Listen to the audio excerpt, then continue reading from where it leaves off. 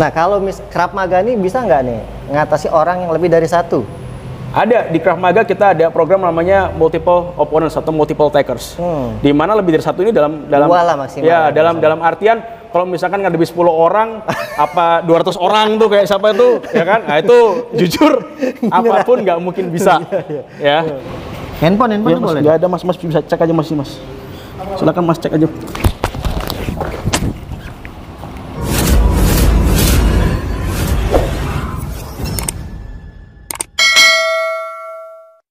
Assalamualaikum warahmatullahi wabarakatuh. Salam pencak silat, salam persaudaraan. Kembali lagi dengan saya Denny Aprisani dalam channel YouTube Denny WW. Nah, alhamdulillah di kesempatan kali ini saya ada tamu spesial ini ya.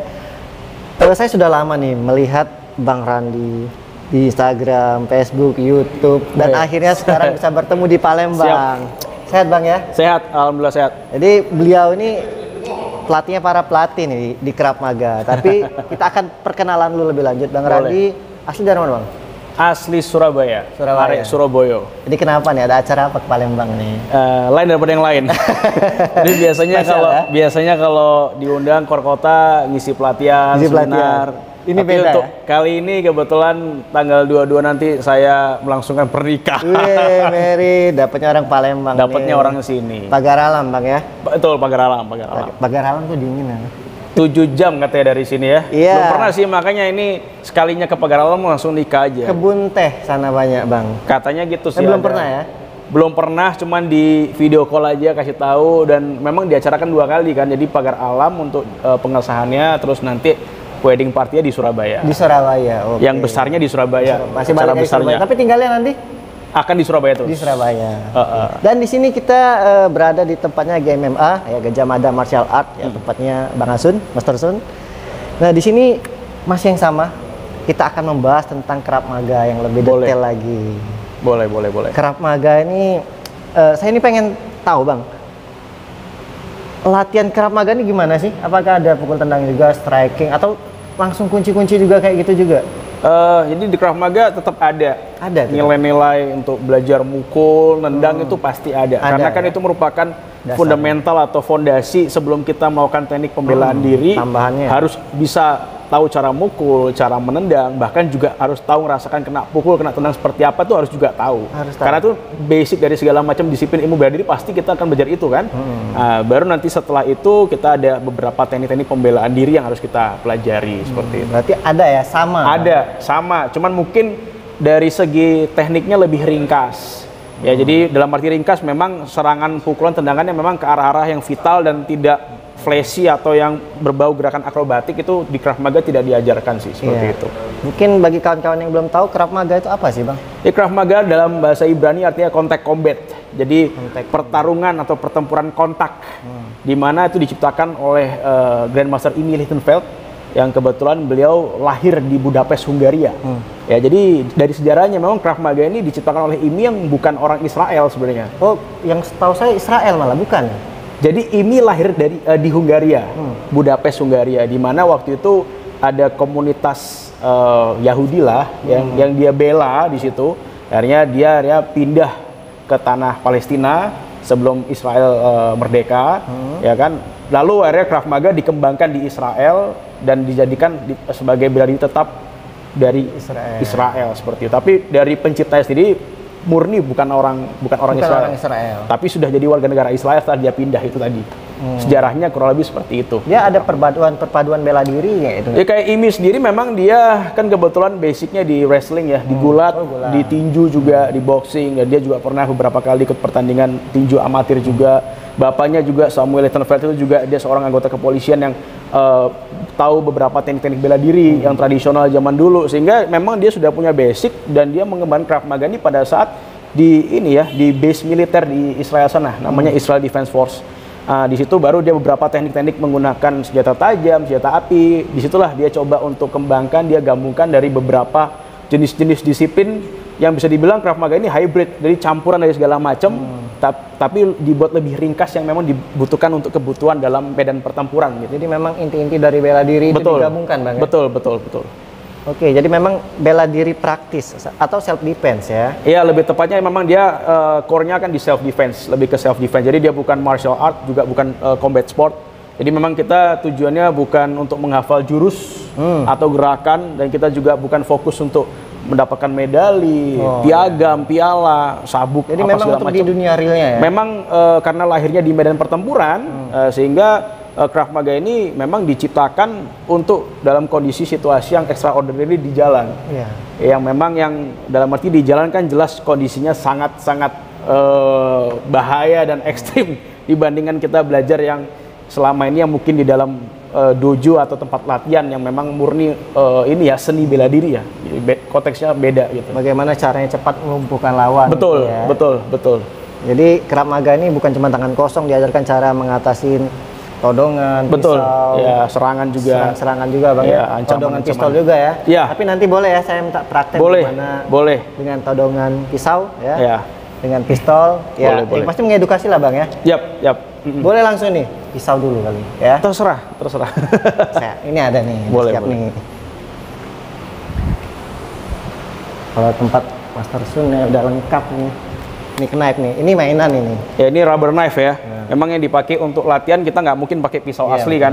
Jadi pada saat kita latihan drill berpasangan kita harus pakai rubber knife atau wooden knife yang bentuknya kayu untuk memang segi safety dalam latihan. Bahkan kalau misalkan kita ngomong ini yang sudah levelnya intermediate bahkan advance, itu biasanya kayak rubber knife ini biasanya saya kasih lipstick ujungnya bagian bilah pisau. Misalnya kalau kita ada simulasi serangan ke arah badan, jadi akan ketahuan nanti dari kaosnya kalau ada garis-garis merah, berarti tandanya kita kena cut di situ. Oh gitu. Sehingga memang kita latihannya dibuat simulasinya seril mungkin mendekati konteks nyata. Berarti yang latihannya ada juga yang membabi buta kayak gitu Jelas, juga? jelas. Ada? Karena kan kita sebisa mungkin kan melihat kondisi di jalan orang menyerang seperti apa. Ya. Ya. Yang kita lihat kan selama ini pada saat orang melakukan teknik pembelaan diri selalu berbau dengan koreografi, itu Ya, jelas. betul, settingnya. Teorinya pasti seperti itu. Memang kita latihan pun juga awal pasti akan belajar dari segi teorinya. Nantinya kalau ini member sudah dalam arti dia kita lihat levelnya sudah mumpuni ya, sudah level menengah atau kelanjutan, nah kita akan membuat lebih real lagi, lebih mendekati nyata. Dan itu nanti akan kelihatan bahwa apa yang dia pelajari kira-kira efektif nggak, Yang kira-kira tanpa setting aplikatif nggak gitu loh. Dan ujung-ujungnya pasti akan kena, nggak mungkin Iya, nggak. iya, iya. Karena kita jelas kita nggak mungkin bisa menghindari orang bahwa pisau itu sebisa mungkin inilah Bisa disebut sparringnya lah ini. ya drillnya seperti itu, Sparringnya. drillnya seperti itu gitu. Dan itu ya kena leher, kadang kalau kita pakai helmet kena wajah bisa. Kalau yang paling kelihatan pasti baju kan. Kalau bajunya putih ada merah-merah, udah, berarti tandanya kita kena cut di situ. Tapi pakai pelindung. Jelas pakai pelindung semua, tetap kita pada saat latihan safety gearnya harus tetap dipakai, wajib dipakai Ya latihan. mungkin kenapa pakai ini ya biasanya senjata ini kan yang lebih mudah disimpan gitu Bang ya. Iya, dan mudah didapatkan. Mudah dapatkan. Kita ke dapur rumah kita aja ada. Kita ke warung aja ada gitu, dan harganya juga murah. Tapi semuanya juga bisa, parang juga bisa. Bang. Apapun yang berbau dengan senjata tajam Bisa. sebenarnya. Iya. Apa yang harus kita lakukan pertama kali ketika orang udah nunjukin nih? Oke. Jadi gini, jadi ada beberapa basic principle atau prinsip-prinsip dasar yang harus kita ketahui dulu sebelum kita ngomong teknik. Yang pertama begini, kita pada saat bepergian kemanapun, ya sebisa mungkin kita selalu lihat sekitar kita. Kalau scanning di sekitar kita ada siapa, ada apa, dan kita ini mau kemana. Dimana kalau saya bilang kalau kita terbiasa melakukan hal seperti itu, harusnya ada orang-orang yang mencurigakan mengarah ke kita. Kita sudah paham. Iya paham. Oke, karena orang berbuat jahat pasti kan gerakannya kan pasti Kelihatan, mencurigakan, gerak-geriknya, pasti Bang, ya. kelihatan kan.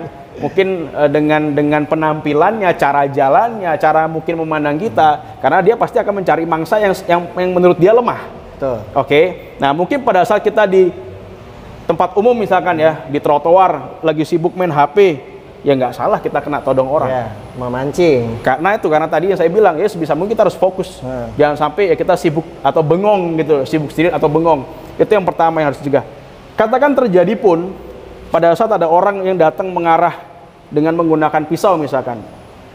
Tetap mau gimana pun walaupun kita belajar Krav Maga tahunan pun, saya selalu sarankan lebih baik lari. Nah, menghindar ya. Ya, sebisa mungkin lari, fast as you can. Sebisa mungkin lari, selama bisa lari, selama ada jalan atau peluang untuk bisa lari. Ya. Jadi catatan itu kalau bisa dihindari, hindarkan dulu, Bang. Jelas. Kita jujur kita bukan Superman, bukan Spiderman, bukan Batman. Ya. Jadi kita ngomong yang make sense saja lah. Walaupun ada teknik pelatihannya, tetap mau gimana pun selama bisa lari lebih baik kita jauhi. Karena ini kan Krav Maga dia sifatnya defensif. mempertahankan, jadi pertahanan.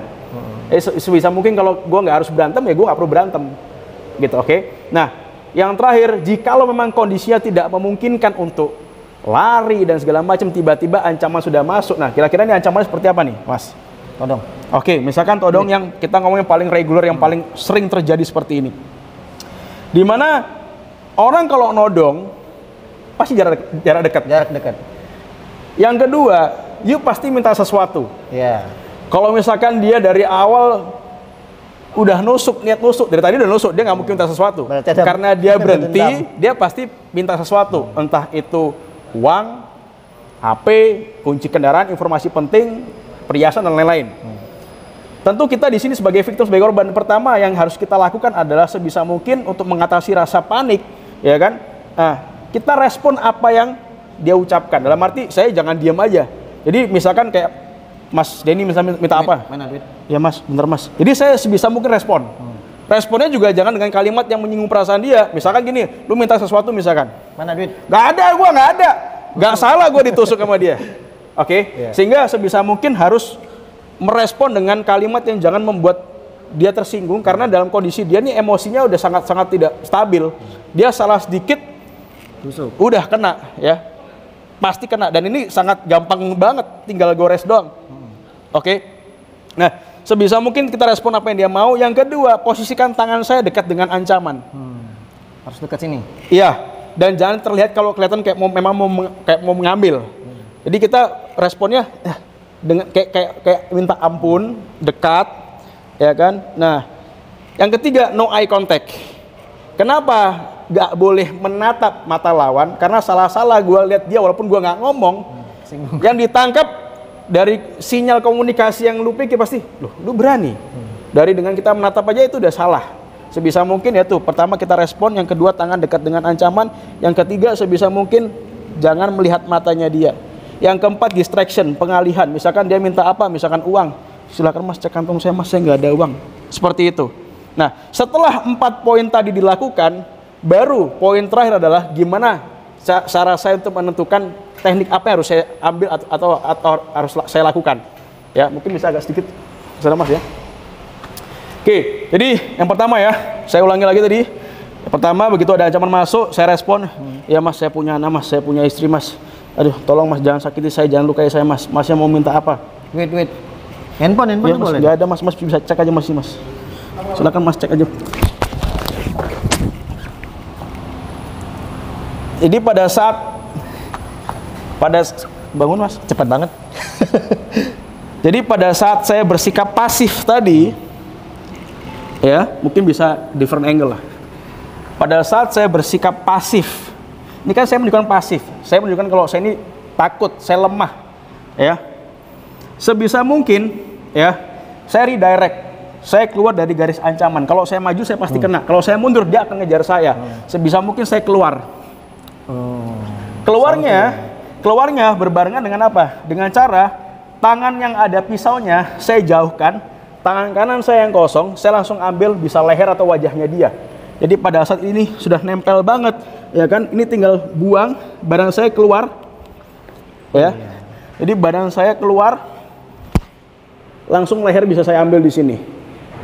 Pada saat leher saya ambil di sini, kalau saya lakukan dengan keras sekali, mungkin bisa patah lehernya, dia bisa blank ya, gelap, dan jalannya pisau mungkin sudah tidak sestabil pertama, karena kan you kaget, dan itu reaksinya harus cepat banget, karena Krav Maga sebisa mungkin always under 3 second, di bawah 3 detik harus bisa Memang tuntas. harus cepat, Memang harus cepat, karena kita nggak ngasih waktu atau peluang bagi lawan untuk melakukan perlawanan balik atau resisten di situ. Di Krav Maga ini harus berpikir cepat, bertindak cepat, Bang. Jelas, tapi juga bertindaknya jangan konyol. Misalkan kayak ada orang begini, terus kita tendang misalkan, lah ini kan tinggal nusuk doang. Nah, teknik yang saya lakukan tadi pun itu juga sama. Dalam arti, kalau ada cut di ujung pisau, kena perut saya, sangat besar kemungkinan terjadi. Gagal. Ya, tapi kan gini, kalau pinjam ya, kalau misalkan kena cut selama dia nggak deep, nggak terlalu dalam, nggak ada masalah. Paling cuma cecel-cecel dikit, wajar, namanya juga bela diri menggunakan pisau. Tapi saya selalu menjaga daripada kena stabbing, tusuk ke organ sensitif, masih mending kena cut. Karena jujur kalau kita udah ngomong pembelaan diri dengan menggunakan senjata, kita nggak bisa melakukan teknik se-clean atau semudah yang benar-benar sudah terkoreografi lah. Karena kemungkinan kena itu pasti ada. Nah, orang nggak mungkin diem. Nah, pasti ada, dan yang kedua juga dalam posisi yang resikonya nggak terlalu besar dan kita masih ada waktu untuk bisa menyelamatkan diri lah, untuk ke rumah sakit, untuk mencari pertolongan dan segala macam. Gitu. Ya, lecet-lecet itu kemungkinan ada lah. Sangat besar kemungkinan ada. Karena ingat yang kita lawan ini orang yang dalam arti makhluk hidup. Saya bisa ngelukai, bisa bunuh saya, ya kan? Dalam arti dia posisinya bisa gerak dan bisa melakukan perlawanan gitu. Ya, makanya sebisa mungkin tekniknya harus dilakukan dengan cepat dan ya timingnya juga pas juga. Kalau nggak gitu ya mungkin akan susah. Seperti itu mungkin. Nah, kalau Krav Maga ini bisa nggak nih ngatasi orang yang lebih dari satu? Ada, di Krav Maga kita ada program namanya multiple opponents atau multiple takers. Di mana lebih dari satu ini dalam dua lah maksimal. Ya, dalam artian kalau misalkan ngadepi 10 orang apa 200 orang tuh kayak siapa itu, ya kan? Nah, itu jujur apapun nggak mungkin bisa. Ya. Tapi kalau masih 1 2 3 itu masih make sense lah, masih bisa. Masih bisa dan tetap pasti akan ada resiko. Cuman gini, mungkin kalau untuk penyerang lebih dari satu, saya mungkin nggak bisa nunjukkan tekniknya karena yang nyerang cuma satu, tapi saya bisa ngasih sedikit gambaran, tips ya? atau strategi. Kalau misalkan penyerang lebih dari satu. Yang pertama, pada saat kita diserang oleh 2 orang misalkan, apa 3 orang, jangan pernah posisikan kita di ini ya, apa di tengah. Kalau misalnya kita di tengah, lawan saya satu di depan saya, satu di kiri saya, satu di belakang saya, saya pasti habis. Sebisa mungkin saya pertama saya akan pasti nyari objek di belakang saya, entah itu mungkin tembok atau pohon atau misalkan itu di daerah parkiran mobil. Berarti mobil apa? Sampai ada mobil orang ya. Di belakang ya. Ya, jadi itu fungsinya buat apa? Misalnya gini, misalnya belakang saya tembok, saya nempel di tembok seperti ini, hanya memastikan supaya apa? Supaya saya bisa ngitung berapa jumlah orang depan saya, dan kira-kira dari 3 apa 2 orang ini yang potensi yang paling berbahaya dan yang paling mudah saya bisa ambil itu yang mana, saya bisa tahu. Jadi jangan pernah mau di tengah-tengah. Oke. Yang kedua, pada saat kita sudah nempel ya di objek di belakang kita, sebisa mungkin kita cari yang mungkin paling terdekat atau yang mudah kita jangkau. Mau itu kecil besar nggak ada masalah. Nah, tapi ada juga orang yang berpikir mungkin kalau dilihat ngambil yang paling besar, misalkan teman-temannya yang kecil begitu kepegang teman yang besar, mungkin dia berpikir anjir, teman gue yang paling gede aja keambil apalagi gue nih. Nah, strategi yang lain adalah kalau memang kita menghadapi penyerang lebih dari 2, lebih dari 1, ya bisa 2-3 orang, ya bisa kita fokus main di striking, ya untuk pembuka serangan. Bisa juga kita jadikan 1 orang, jadi kita ambil, kita jadikan dia hostage, jadi kita sandra dia. Pada saat kita sandra, otomatis yang 2 atau orang lain pasti akan mau maju, kita ancam, lu maju, gua habisin dia. Masih maksa maju, gua habisin dulu nih, krek, udah habis, lehernya patah, paling enggak sisa 1 lawan 1, apa 1 lawan 2. Jadi paling enggak ada berkurang 1 lawan gitu. Jadi memang itu apa ya, situasi yang susah, dan itu benar-benar harus dibutuhkan pengalaman, jam terbang, timing yang pas juga, karena nggak semudah itu sih. Untuk 2 orang aja udah berat ya, 1 aja udah berat, apalagi lebih dari 1. Cuman kalau you tadi nanya bilang apakah ada materinya, tapi dalam arti tetap apapun yang kita lakukan pasti ada resikonya. Ada resiko, Bang. Seperti itu. Ya pokoknya lebih baik dihindari lah. Ya sebisa mungkin. Jadi gini, memang di Krav Maga kan saya punya beberapa pertanyaan kayak dari member-member saya, misalnya, Coach kalau misalkan diserang 10 orang kira-kira gimana? Saya bilang, lu jangan kebanyakan nonton film lah. Gitu loh. Kalau you nonton Ip Man gitu kan, di lawan 30 dia menang sendiri, ya film. Ya, kondisinya tuh nggak mungkin. Dan pertanyaan gini loh, gimana ceritanya lu orang bisa 10. Diserang oleh 10 orang? Kalau lu misalkan ke pasar, godain istri orang, nggak salah lu dikeroyok sama orang. Berarti dia ada masalah. Berarti dia ada masalah. Tapi kalau misalkan lu jalan santai-santai aja, fine-fine aja, rasanya kecil kemungkinan akan ada situasi seperti itu. Paling yang nodong-nodong tadi, Bang ya. Iya. Dan itu juga kita jangan mancing-mancing ya keluar banyak atau mentang-menteng. Makanya sebenarnya gini, jadi Krav Maga kan dia tidak cuma hanya teknik, tapi dari segi teorinya itu juga ada beberapa yang saya singgung di awal adalah yaitu always scanning your surrounding. Harus selalu cek di sekitar kita tuh ada apa, ada siapa, dan kita ini mau kemana tujuan kita. Artinya yaitu kalau misalkan saya lebih concern dengan orang di sekitar saya, mungkin dia lagi standby berdiri, tangannya lipat seperti ini atau dalam kantong, misalkan seperti ini, atau pakai jaket hoodie dalam kantong atau tangan di belakang, saya pasti akan lampu kuning terhadap orang waspada. itu. Betul, karena biasanya orang-orang seperti itu yang punya potensi bahaya. Oh gitu. Biasanya seperti itu. Betul. Dan misalnya kalau itu masih ada jarak dan itu agak jauh dari kita, tidak hanya melihat posisi posturnya dia, tapi juga paling enggak saya harus bisa mendeskripsikan dari ujung kepala sampai ujung kaki. Misalkan dia rambutnya apa? Berwarnakah? Atau botak misalkan, mungkin ada bekas luka, ada tato, ada mungkin anting-anting, atau pakai baju jenis apa, warna apa, celana apa, itu harus kita tahu semua. Kenapa? Karena nantinya misalkan kalau terjadi hal yang tidak diinginkan, kita proses ke pihak kepolisian pun kita bisa jelaskan secara rinci kan. Jadi gini Pak Polisi ya, pelakunya cirinya seperti ini. Jadi kita udah bisa menjabarkan orang, jadi kita bisa menganalisa dari ujung kepala ke ujung kaki. Betul ya. Seperti itu. Saya baru tahu ya Bang. Ya. Jadi pelajaran juga ini buat saya Bang. Jadi kita harus menggambarkan Bang ya. Strategi ya. Ya itu kan cara kita menilai seseorang seperti itu. Karena kan kalau misalnya kita melihat ada orang yang punya potensi bahaya kan, yang pertama kita lihat pasti dari penampilan. Ya kan, kalau misalnya kita melewati sebuah gang atau apa, tiba-tiba ada orang pakai hoodie, diem aja begini, ya kita patut waspadai dong. Betul. Masa kita jalan gitu aja sambil main HP kadang-kadang, atau mungkin kita lagi nunggu kendaraan online nih sambil fokus di HP ngeliat mapnya dia kemana, tiba-tiba ada orang mendekat ke arah dia sendiri nggak ngerti. Makanya sebisa mungkin harus selalu aware, waspada terhadap sekitar. Ya paling enggak itu akan menjauhi kita dari hal-hal yang tidak diinginkan itu tadi. Jadi tetap waspada pokoknya. Iya, intinya itu sih waspada. Ya sekali lagi nih mau nanya nih, Boleh. kalau dari belakang dia gimana Bang? Nodong dari belakang? Nodong dari belakang. Oke. Yang pasti kalau nusuk dari belakang rasanya nggak Ya, mungkin. dia kan kalau nodong kan nakutin betul. dulu ya. Oke. Jadi misalkan nodong dari belakang, knife ya.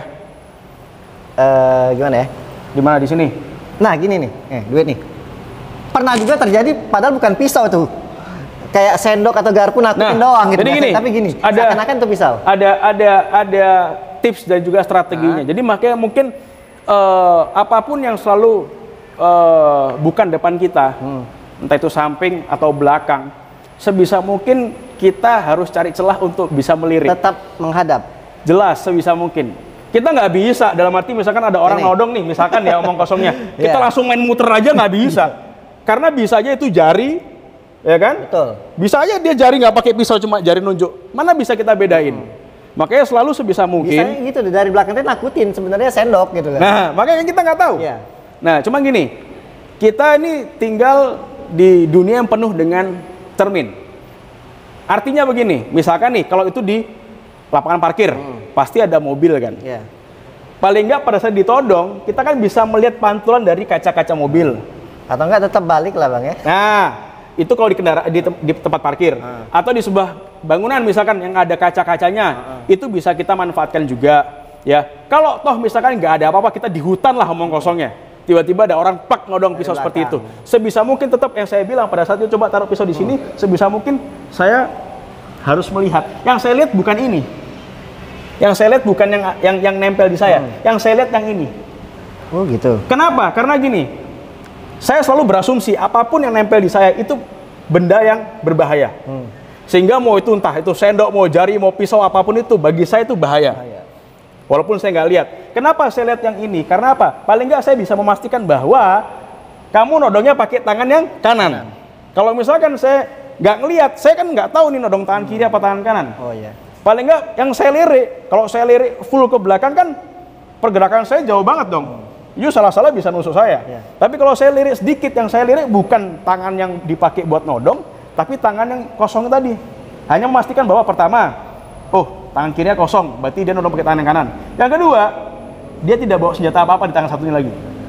Karena kan takutnya begini, takutnya tekniknya bukan nodongnya begini, tapi jarinya nempel pisaunya di tangan yang satunya. Iya. Jadi makanya itu kayak tadi saya bilang, Krav Maga is not about techniques, tapi kita juga harus lihat hal-hal yang kecil tadi itu, berpikir cepat tadi. Sebelum kita melakukan pergerakan. Oke, jadi kita lanjut dengan teknik yang tadi ya. Oke. Tetap yang saya singgung di pertama, Mas Denny ya, kena, kemungkinan besar kena. Kemungkinan besar tetap kena. Tapi, beresiko. Tapi tidak stabbing, nusuk. Nggak terlalu gores-gores masih kemungkinan ada. Nah, pada saat pertama yang tadi saya bilang, tetap tangan diangkat, kita berusaha pasif. Ya supaya lawan melihat kita tuh udah, wah ini nggak bisa apa-apa nih. Dia udah underestimate kan. Jadi dia udah mengintimidasi kita lah. Jadi, iya mas, aduh mas, saya nggak punya duit mas. Yang berikutnya saya lihat tangannya dia. Begitu lihat saya, aman nih. Berarti dia nodong pakai tangan kanan kan. Saya nggak peduli apa yang ditempel di tangannya dia, saya nggak ada masalah itu. Nah, yang ketiga, dipastikan distraction tadi, pengalihan. Pada saat yang sama, jadi ya mas saya nggak punya uang mas, mas bisa cek aja. Pas pada saat saya arahkan kantong saya, 95% pasti yuk melihat ke kantong saya. Betul. Atau saya nunjuk ke sana, yuk pasti akan lihat ke sana. Jadi kita buat pengalihan sebelum kita masuk ke teknik. Nah, tekniknya pada saat saya sudah pasif, ya mas jangan sakiti saya mas, mas bisa cek kantong saya. Ini saya masuk, begitu kena kemaluan, ini saya ambil.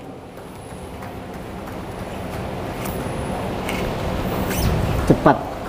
Bang, bagaimana pisaunya itu supaya kita tuh nggak terlalu fatal kena ya? Ngerempet-rempet pasti. Cepet banget sih tadi, nggak kelihatan. Coba. Ngerempet-rempet pasti Pelannya kena. tadi. Kita ngomong pelan ya. Ya, pelannya. Saya posisikan kaki saya silang. Oke, oh iya. Ini sudah aman ya? Nggak kena nih bang ya? Ya, kayak tadi saya bilang, kena sedikit. Nggak kena dikit. Sangat besar kemungkinan. Tapi kan tidak nusuk. Fatal banget. Oke. Ya, jadi kaki saya silangkan berbarengan dengan tangan saya. Loh. Jadi sudah jauh. Boleh sini bang. Boleh. Silau nggak situ? Sini. Dari situ kan? Nah. Ya. Jadi saya lirik. Duh. Sudah menjauh. Oke. Nah, supaya tangannya dia nggak ada pisaunya, nggak bisa. Kalau saya cuma begini doang kan, kamu bisa narik, bisa mundur. Wah, saya ditikam lagi. Supaya ini nggak bisa narik dan nggak bisa mundur, saya langsung lock tangannya dia. Ini loh. Oh iya. Ini susah nih. Dengan catatan, pada saat kita masuk, sebenarnya ini siku ini udah kena kepala. Udah bisa Pada saat udah kena, ini nggak mungkin sekuat pertama. Dan berat badan saya condong ke lawan. Boom! Dengan berat badan saya condong ke lawan full force, dia kaget posisinya, dia nggak imbang. Disinilah baru saya masuk serang ke arah kemaluan, karena jarak deket banget kan, pakai knee strike. Kalau misalkan ada jarak, pakai front kick lurus, boom. Dan ini harus nempel terus, nggak boleh lepas kemana-mana. Pokoknya serangan apapun itu yang langsung melumpuhkan bang ya? Jelas. Nggak harus, misalkan nggak harus dengkulan, ya, bebas apapun itu. Ya, apapun yang vital sebenarnya. Apapun yang vital yang sekiranya memang orang susah untuk gerak. Iya. Dan misalkan gini, kalau pertanyaan, kalau misalkan nih pada saat kita ambil seperti ini, orangnya gede banget, kita nahan mungkin nggak kuat, mungkin pengaruh keringat, basah karena hujan, lengan panjang, jaket licin ya. Cara ngambilnya mungkin agak sedikit dimodified. Pada saat saya belok, ini masuk dua tangan. Jadi dia jauh lebih kuat. Masuk juga sama dia. Jadi jauh lebih kuat. Megang posisi di bawah lengan. Saya rasa sekuat apapun orang kalau udah di kemaluan. Iya. Makanya kan saya kan bukan berhenti di sini aja kan. Nah. Harus ada serangan lanjutan yang membuat efek kejut bagi lawan. Jadi di Krav Maga juga ada namanya elemen of surprise. Apa itu elemen of surprise? Misalkan begini, jadi kayak kita ngomong latihan ya, latihan. Saya kalau ngajarin member nih, yang baru belajar untuk pengenalan pertama knife defense, todongan pisau, ya misalkan di sini, saya pasti akan mengajarkan dalam posisi yang diam dulu, tenang dulu, biar dia ngerti polanya dulu. Begitu dia udah bisa tekniknya, nah harus ada sedikit pressure, yaitu tadi saya bilang elemen of surprise. Artinya begini, orang nodong kan nggak mungkin cuma begini, nggak mungkin diam begini. Kita ngomong konteks real nyala pasti begini, hai, kasih duitnya dong, mana? Nakutin. Pasti begitu. Lu secara mentality udah belum tentu siap, lu kaget. Ini aja udah kaget saya. Yaitu saya bilang elemen of surprise. Dalam arti apa? Awal kita belajar selalu dengan posisi yang anggapannya ini ya low skenario. Jadi yang skenarionya yang rendah dulu lah, yang soft dulu. Begitu udah bagus, tambahin lagi, digerberin volumenya dengan cara apa? Yaitu, jadi jangan kaget kalau kelas kita berlangsung. Kadang-kadang ada orang maki. Kadang gitu. Brengsek lu ya. Kadang ada orang Surabaya, kan kita di Surabaya bilang, Cianjok kan. Itu sering terjadi dan jangan kaget aja kalau kelas kita seperti itu. Bagi yang sudah senior ya. Yeah. Tapi yang baru-baru ya kita selalu pelan-pelan dulu biar dia tahu dulu tekniknya ngambilnya gimana. Ya begitu dia udah ngerti tekniknya, kita geber volumenya. Kita todong dengan apa? Dengan kita bentak dia, kita maki dia. Bagi orang yang mungkin lihat di kelas kita mungkin, ih kok begini ya? Ih kok serem ya? Ya memang di jalan seperti itu. Kan konteksnya beda.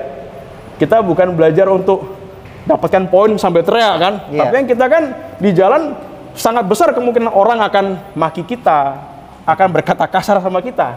Nah, secara mental kita siap nggak? Kalau nggak siap, yang sering terjadi ya di tempat latihan saya, begitu dibentak, begitu dimaki, begitu tekniknya lupa semuanya. Iya, ngeblank. Karena ya itu, dia hanya menghafal teknik, dia tidak merasakan, dia nggak dapat feel-nya di situ. Ketika dia mentalnya down, hilang semua. Kan? Hilang semua, sama kayak lu, atlet silat, pas TC, tanding, Kencang. sparring bagus. Begitu lawannya agak gede dikit, anjir mampus gua nih. Pasti ada, Iya. pasti ada rasa seperti itu pasti ada. Apalagi konteksnya di jalan, pasti sangat jauh berbeda. Betul, siap. Oke, berarti nanti kita akan saya pengen nanya di pistol juga nih. Boleh. Ya. Itu di part 2-nya kayaknya. Jadi terima kasih, ini di part pertama kita bahas tentang pistol. Sebenarnya banyak banget nih karena beliau ini sibuk banget, waktunya mepet banget. Jadi yang inti-intinya saja. Yang pasti ini tetap sebisa dihindari Bang ya. Sebisa mungkin avoid ya, kita menjauh. Dan mungkin satu yang perlu saya info aja dalam arti kalau misalkan di YouTube itu hanya sebagai referensi ya. Jangan pernah belajar dari YouTube. Iya. Percaya sama saya. Kalau cuma hanya melihat tekniknya di YouTube silahkan. YouTube itu hanya Tetap fungsinya harus ada guru. harus berlatih langsung, harus bisa ngerasakan sentuhan, kontak fisik, itu harus. Kalau cuma ngikutin teknik, lihat di video, itu bagi orang yang sudah pernah latihan, betul. sudah punya basic, dia paling nggak ada referensi gambaran lain dengan cara dia nonton di YouTube, seperti itu. Tapi kalau kalau dari orang nol- mau, lu belajar nih, nggak mungkin bisa. Belajar gurunya YouTube susah. Pasti beda. Sama kayak misalnya saya pas lihat Mas Denny misalkan lagi jurus silat, mungkin saya ngikutin bisa, tapi pasti ada detail-detail yang salah, ngambilnya salah, mungkin knowledge-nya sedikit salah, tekniknya salah, pasti ada. Sehingga ya di Krav Maga seperti itu. Jadi kalau hanya sekedar melihat susah, makanya itu kalau tak kenal maka tak sayang. Jadi harus belajar langsung dengan pelatihnya, itu akan lebih tahu rasanya perbedaannya di situ. Oke, siap. Oke, teman-teman, ditunggu part 2-nya, kita akan membahas tentang todongan pistol ya. Yang pasti ini edukasi. Yuk, ditonton part 2-nya.